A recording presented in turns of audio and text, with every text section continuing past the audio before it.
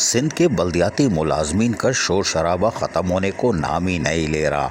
Local government act बनाने जा रहे हैं 2021, लेकिन बल्दियाती मुलाजमीन के मसाइल कौन देखेगा। गुज़िश्ता पूरे साल गुजर जाने के बावजूद बल्दियाती मुलाजमीन की तरफ कोई तवज्जो नहीं दे रहा। यही वजह है कि आज भी टाउन कमेटी टंडो गुलाम हैदर के मुलाजमीन ने ज़बरदस्त एहतजाज किया। उनका कहना था कि 2009 से डेली वेजेस और कॉन्ट्रैक्ट पर फ़राइज़ अंजाम दे रहे हैं, इनको मुस्तकिल किया जाए और सिंध हुकूमत की तरफ से जारी अहकामात यानी 25,000 की तनख्वाह की अदायगी के लिए भी हम ज़बरदस्त एहतजाज करते हैं।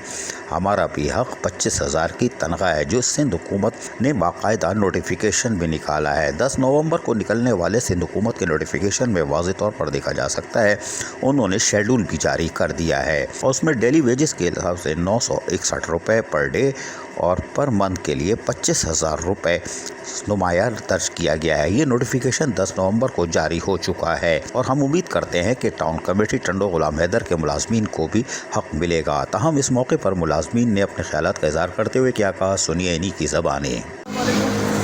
टाउन कमेटी गुलाम हैदर जारी है पगार ही खणी आया हुआ पर इमरान पीएम इमरान खान ऐलान कयो त बाबा हेॾी महांगाई है जेकी घटि में घटि बेसिक जेका आहे मज़दूर जी 25,000 आहे। पोइ सीएम सिंध ऐलान कयो, उनखां पोइ नोटिफिकेशन में निकिता। अॼु असांजो अकाउंट अॼु सियाल साहिबु आहे, नालो जी ख़बर कान्हे, पर उहो सियाल साहिबु आयो। अॼु असां चई त 15,000 सैलरी आहे। अॼु असांजा कुझु दोस्त हितां कैंप मां टुटा आहिनि जिन इहे 15,000 सैलरी कई। जॾहिं बेसिक जेका आहे पीएम इमरान खान सीएम सिंध जी ॻाल्हि हिन न मञी, टंडो गुलाम हैदर इंडिया में हले छा जो हिननि जे ऐलान ते ॿुधायो कि असांजी 25,000 सैलरी कोन कई। असांजी कैंप जारी आहे, सारी रहंदी जेसि ताईं असांजा मुतालबा नथा मञिया वञनि। पहिरीं डेली वेजिस जी जेके मुलाज़िम आहिनि उनखां 25,000 जो ऐलान कयो आहे। सीएम सिंध ऐं पीएम इमरान खान कयो आहे 25,000 सैलरी ॾिनी वञे। ॿियो असांजे मज़दूरनि जी 25,000 सैलरी। ॿियो इहो त असांखे रेगुलर कयो वञे, जेको रेगुलर असांजो पहिरीं हक़ आहे, जेके असांजा दोस्त पहिरीं रेगुलर थी चुका आहिनि हिन में। ऐं इहो मुतालबो जेसि ताईं असांजो पूरो न थींदो, हीअं असीं जेके मुलाज़िम आहियूं तेसि ताईं असीं स्ट्राइक ते वेठल आहियूं।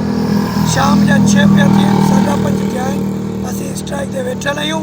ऐं जिन पघार खयां आहिनि, जंहिंजे नाले ई चवनि पिया असां पघार करे छॾी आहे, उहे असां सां कैंप में टच कोन्हे।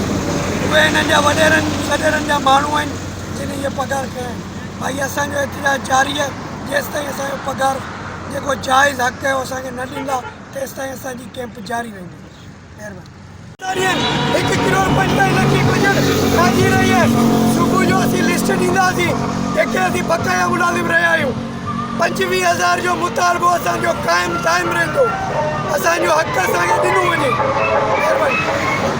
असीं माज़ूर जे 44 ॾींहं थियो आहे कैंप ते वेठा आहियूं ऐं पघार महांगाई हिसाब ते 150 रुपया किलो खंडु लॻी पिया, 8 किलो घणी लॻो पिया। एॾो ज़ुल्म पीपी वारी हुकूमत कयो आहे जेको असांखे 15,000 मज़दूरनि खे राज़ी करियो पिया वञूं। जे नथा वठूं पघार त ॿांह में झलियो असांखे धका ॾिए पिया पघार वठनि। बाबा ऐं ऑफिसर असांजा कोन्हे, असांजे जेके ऑफिसर साईं एजाज आहे उहो अचे, या DC अचे, या को ॿियो को अहिड़ो ऑफिसर DM ख़ुदि अचे।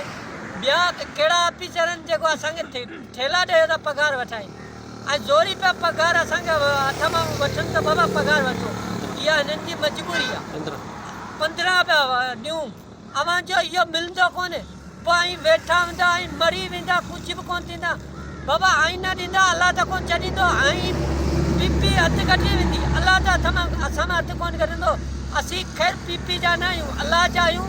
मन को न को असांजे पारियां मोमन को अलाह वारो हुजे, जेके अलाह साईं सिधे गस ते विहारियो हुजे, उहो मन असांजी मदद करे।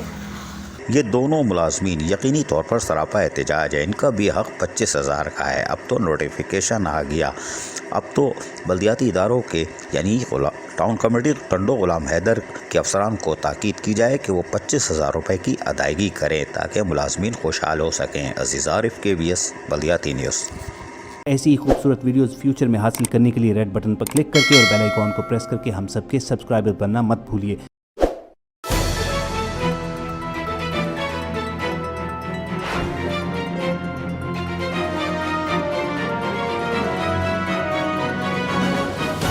KBS बल्दियाती न्यूज़।